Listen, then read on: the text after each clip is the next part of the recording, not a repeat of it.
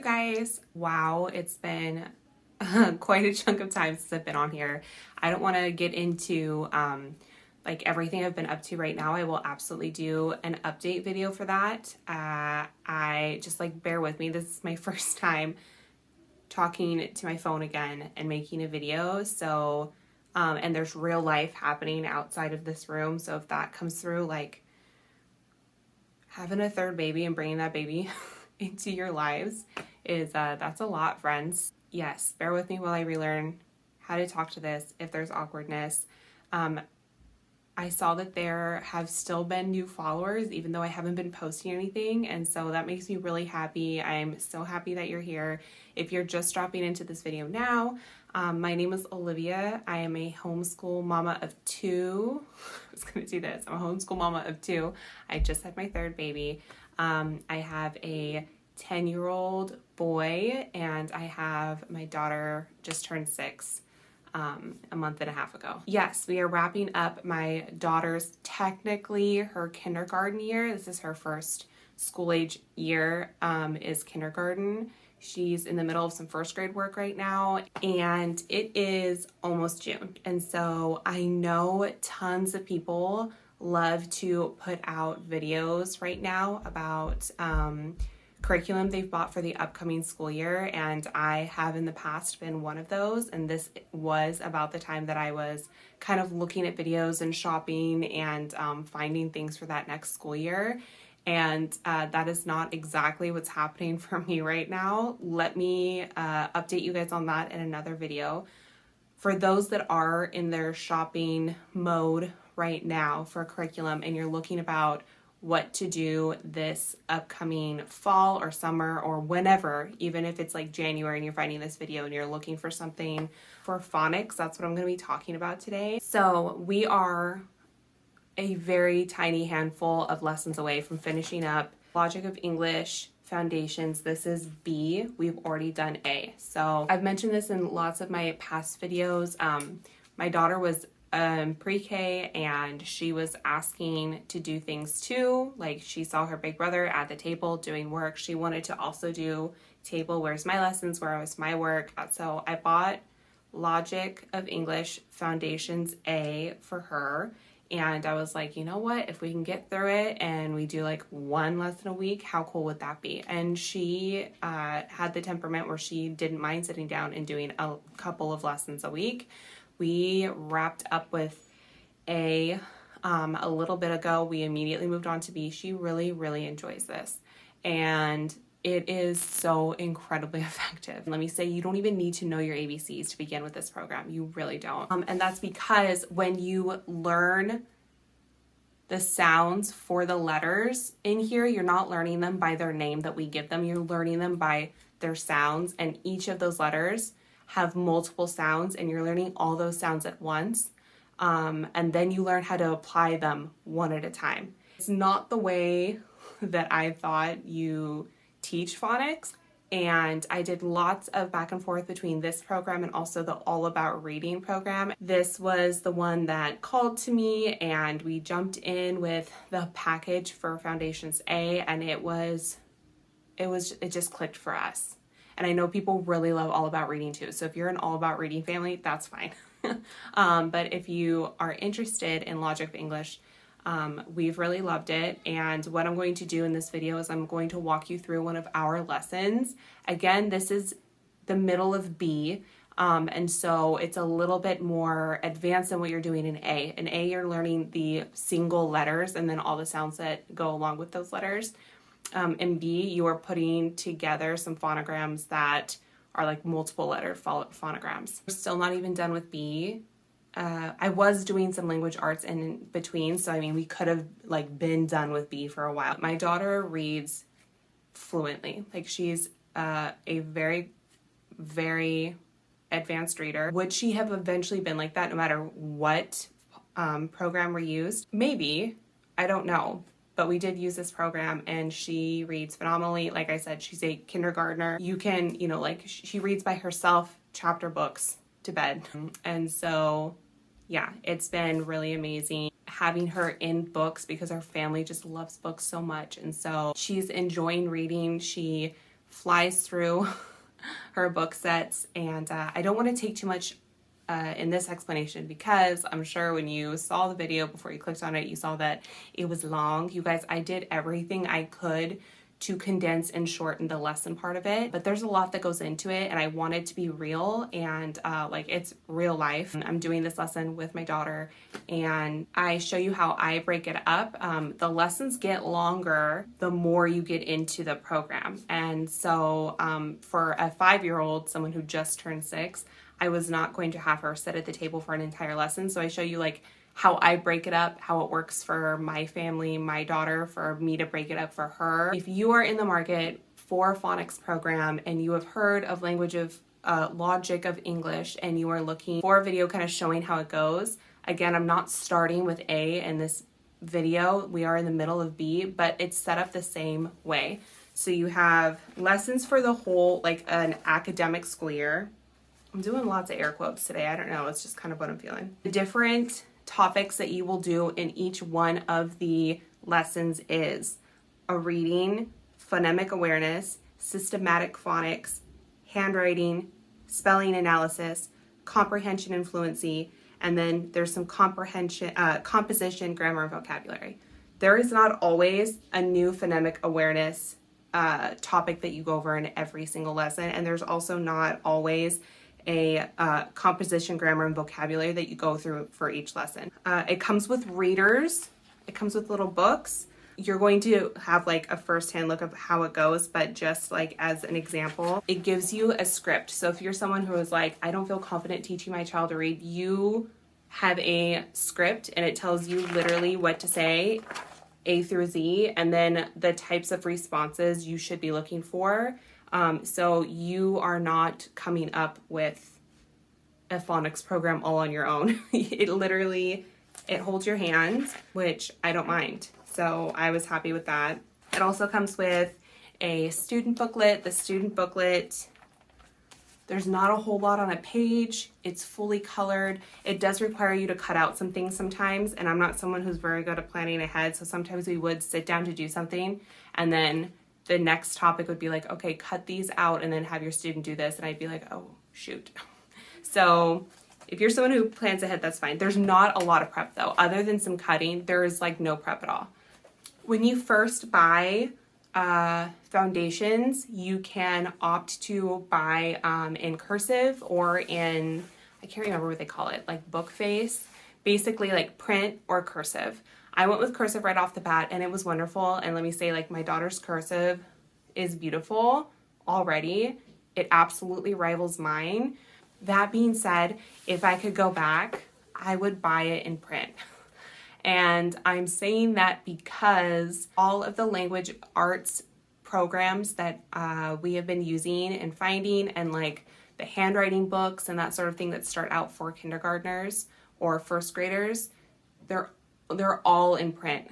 So when she does those sorts of things, I had to teach her print, and she was learning print from scratch when she had already known cursive. And with cursive, you most often start at the baseline before you go up to the midline to create your lowercase letters. And almost all of print is opposite, and you start at the midline and then you move up or down.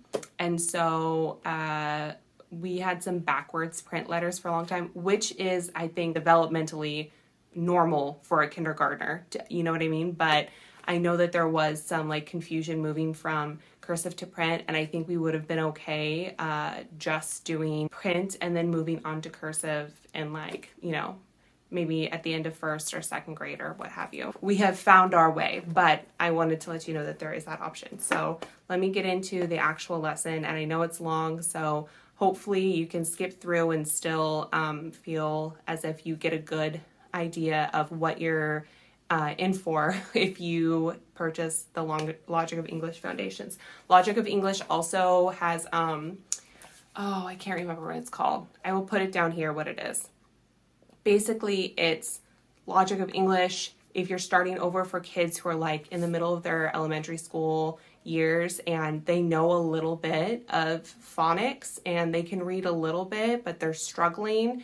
And you're like, shoot, I kind of want to start baseline again, but not like at a kindergarten or first grade level with like ABCs. They have another program for that, and I will again write what it is down below, and then I will put the link to that in the description box, and you can read through which one you think, what level you think your family is at.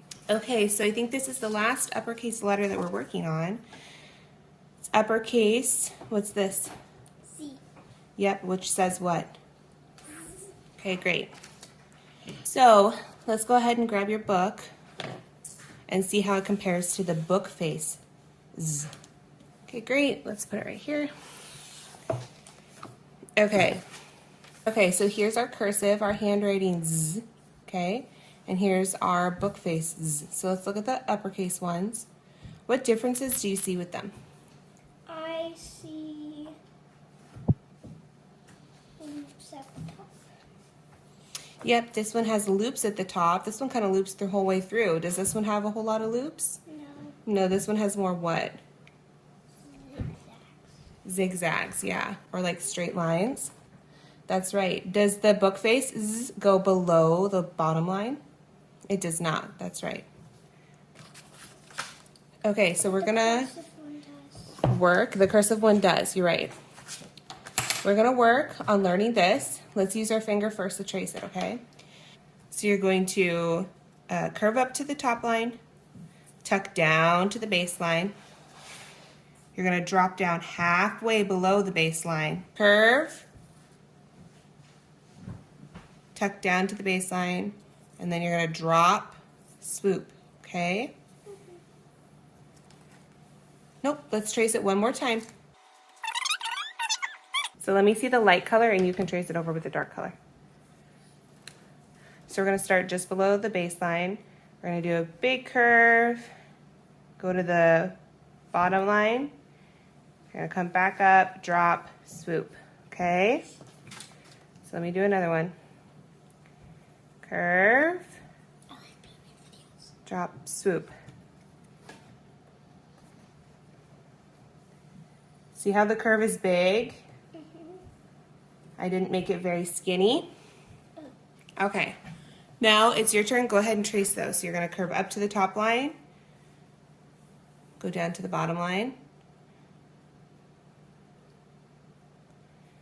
You're gonna come up, drop, swoop. That is wrong. So we're gonna curve, come down, drop, swoop. Curve, come down to the baseline, drop, yep, and then swoop. That's right. Do this one now too, good job. Okay, I think that we should practice on the smaller side too because this is kind of a difficult one to do. On the big, let me do a couple first. You can trace it and then you can write your own, okay?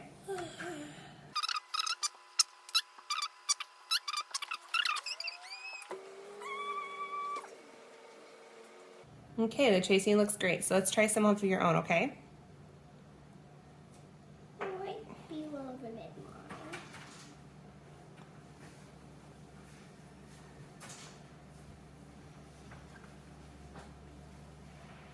Let's see, I can't see. Oh, I think that looks beautiful. Good job. Let's do a couple more. These look really good. Okay, give me one more and then we're gonna try it in the book too. Handwriting book.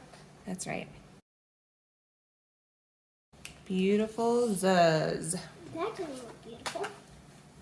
I think that this one still looks good. These ones are definitely your better ones, but it still looks good. That one looks like a giraffe. Like a giraffe? Okay. So you go ahead and you pick the lines that you would like to write on. I want you to trace the first one that you see and then write 3 of your own, okay?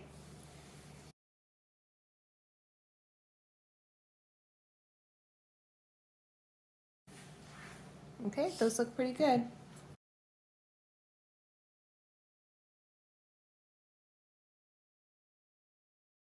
That looks like a giraffe. You see the legs, the neck. Oh, yeah. So we're gonna move on to some other cursive letter stuff, okay? These look really good. Good job. It looks like a wonky cursive letter to learn. Like a wonky one to learn. Mm-hmm. Did you notice where the uppercase Z ends? Right. What part of the line is this on? The baseline. The baseline. So this one ends at the baseline. Look at these ones.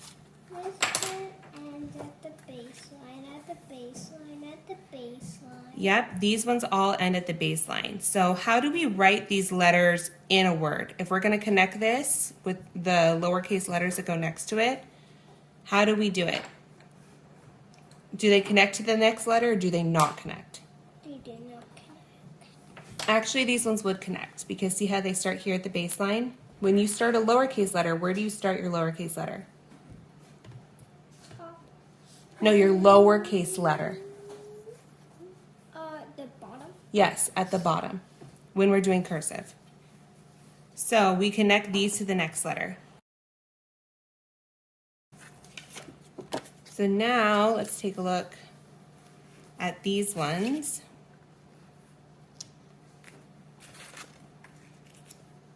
This one looks like the lowercase cursive letter, but except it's like this.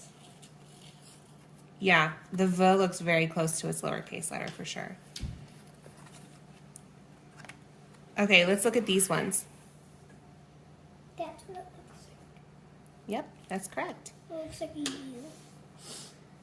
Okay, do you see a problem with these ones? No. Okay, take a second to look and look at where they end and see if you can see a problem with if we're trying to write them in a word. That one what? Looks like this one ends at the top. Yep, this one does end at the top. Why don't you trace that one and see where that one ends?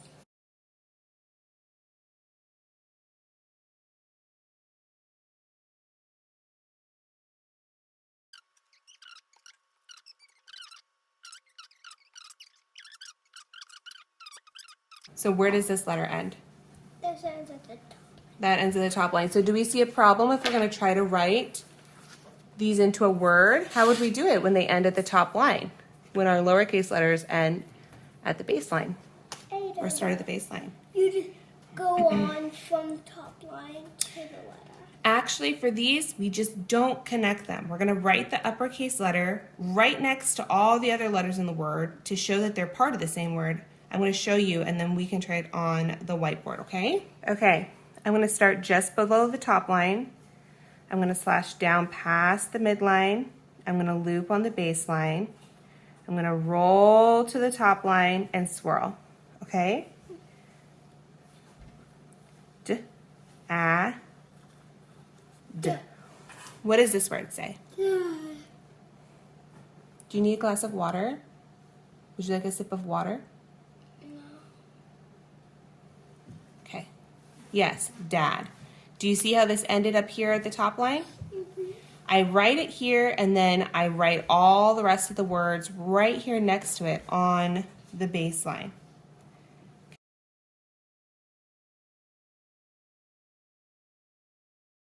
This is Pete. This is a name. Do you see how I ended here at the midline? Mm-hmm.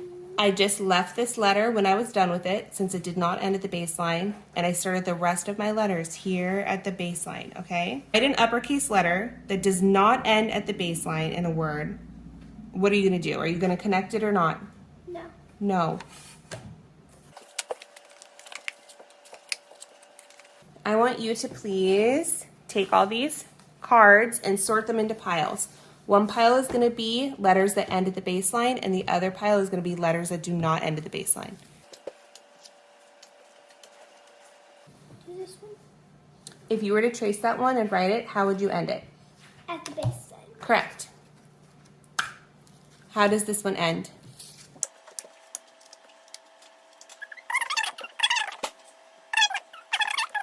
Correct. These are good. These are correct. Good job. Okay.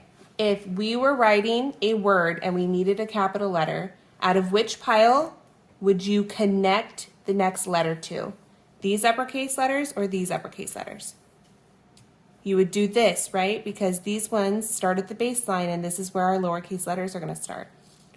So these ones would not connect to the next letter. Did you want to write something on the whiteboard? Okay, go for it. Peter. Rabbit. Oh, nice.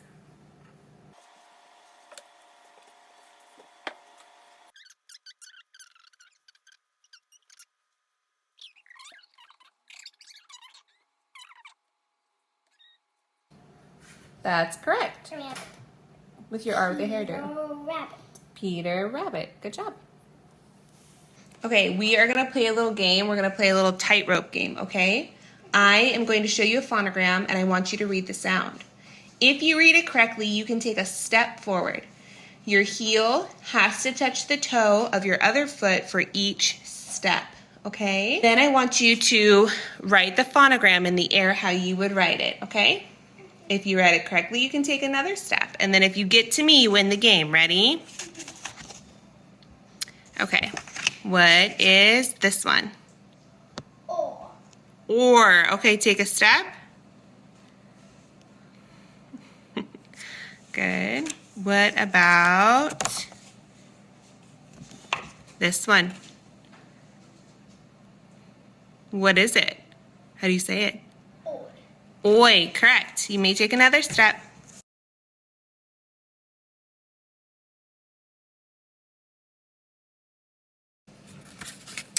What about this? Whoa. I was kind of purposely doing that. Were you falling off your rope? Yeah.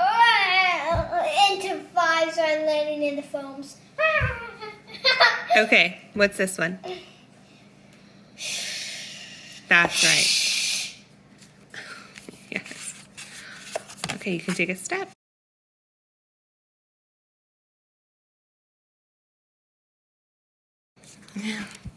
What's this? Oi. Oi. Is this end of the word oi or middle of the word oi?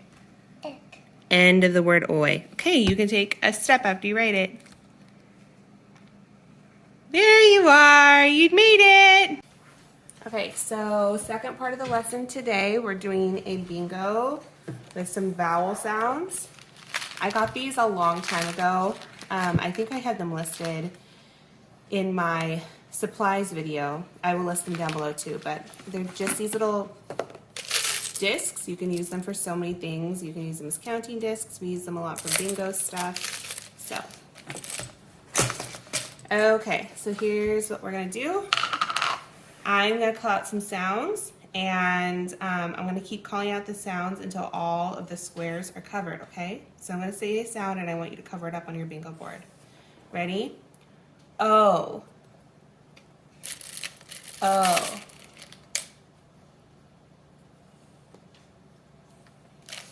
Okay, does this say O? That says O. Good. Okay.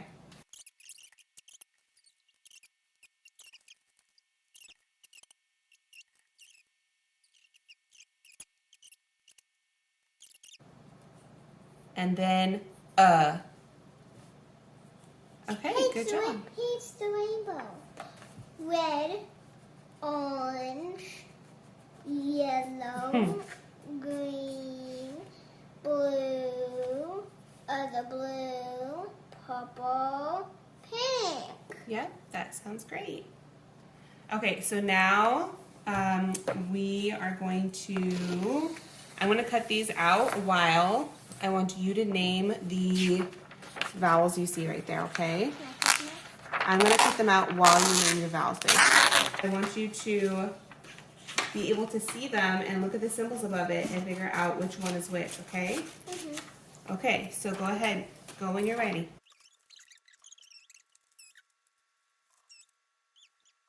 Okay. That one's actually not eh. So if you're going to cover that one up, you got to say the right vowel sound. E. There you go.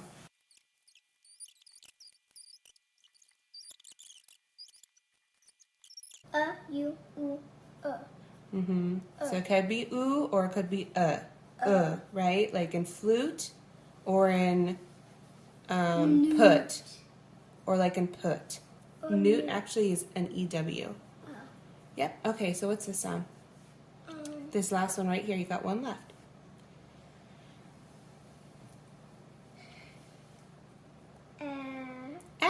Okay, you got them all covered. Good job. Oh.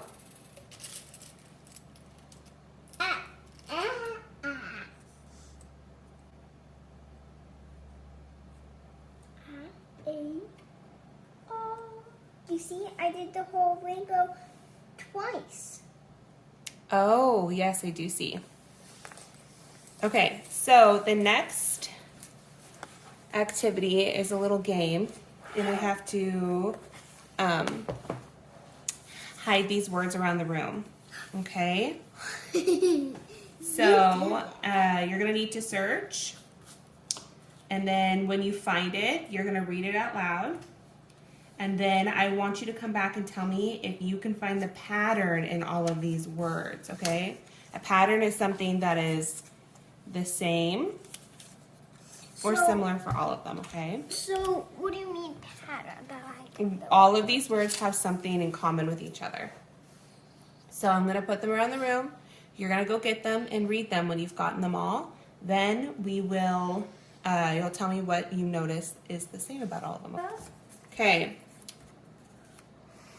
These are the words you found around the house. So there's 2 L's at the end of each word. That's what you told me that you noticed, right? Was the pattern when you read these aloud, when you found them? Mm-hmm. So we often double F or double L and double S after a single vowel at the end of a base word. Do we always do it? No. No, but we often do it. Okay, so now let's move on to spelling. Yay, spelling. And then spelling. Okay. So, based off of those words, here's your first word. Your first word is ball. The ball bounced across the gym.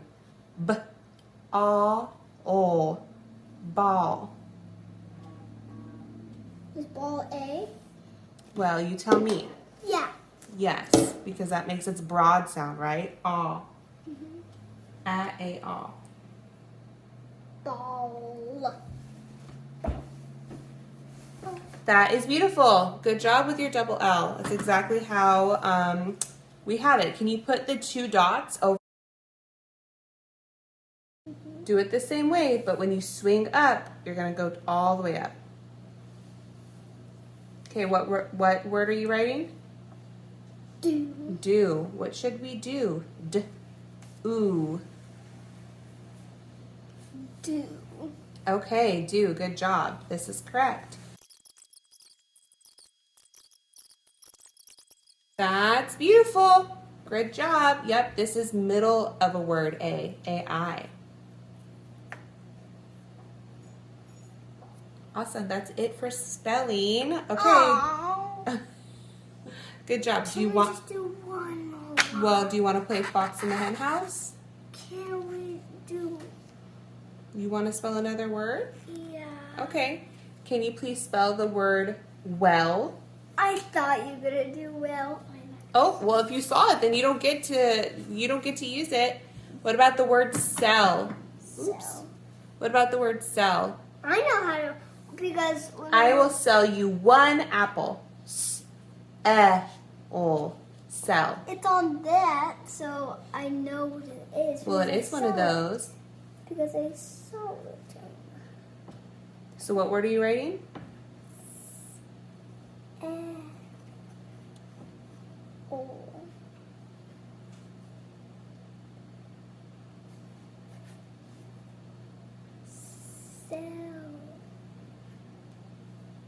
Sell.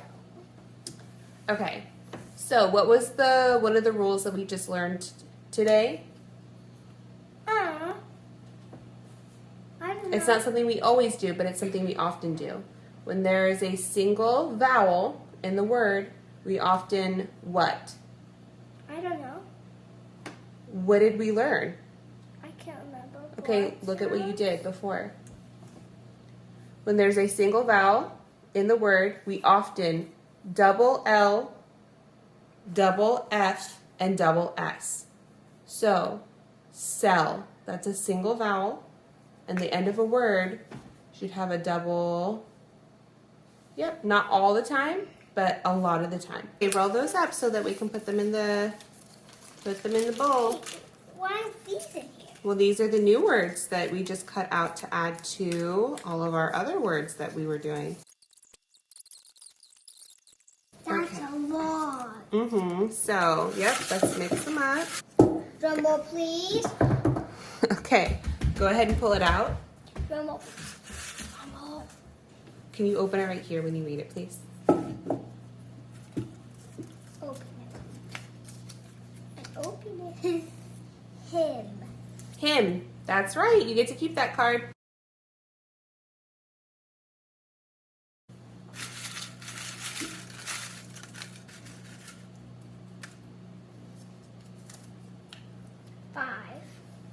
Five. So I get 5 cards.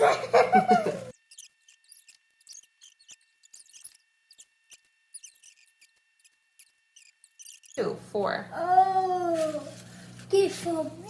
Gift for you. Gift for Oh, wow. Where? Well, shoot.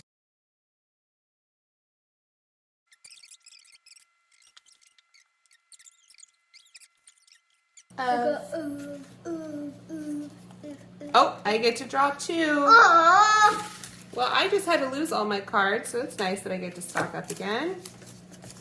Has. You got that one before. Let's see this one.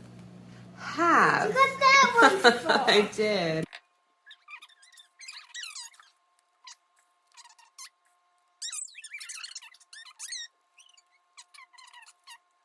And I got.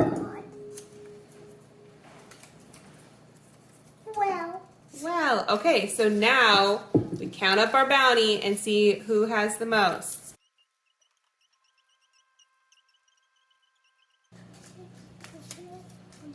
28. I got 18. You got 10 more than me. Someone won. And that's me. That's you. Good work. I'm the champion.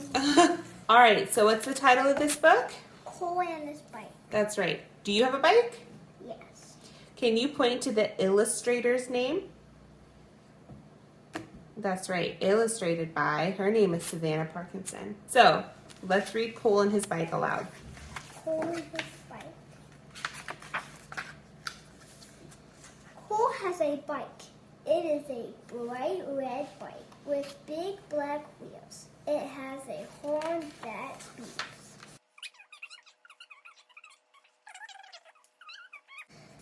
Jen has a pump. Cole and Jen pump the tire. Thanks, Jen. Okay, so in the book, what is Cole's favorite part about having a bike? Bringing it in his cart. He likes to bring things in his cart to other people, right? So I'm going to describe a bike, and I want you to tell me who owns the bike, okay? Show me the page that shows you're right. So the bike is blue. Who owns the bike?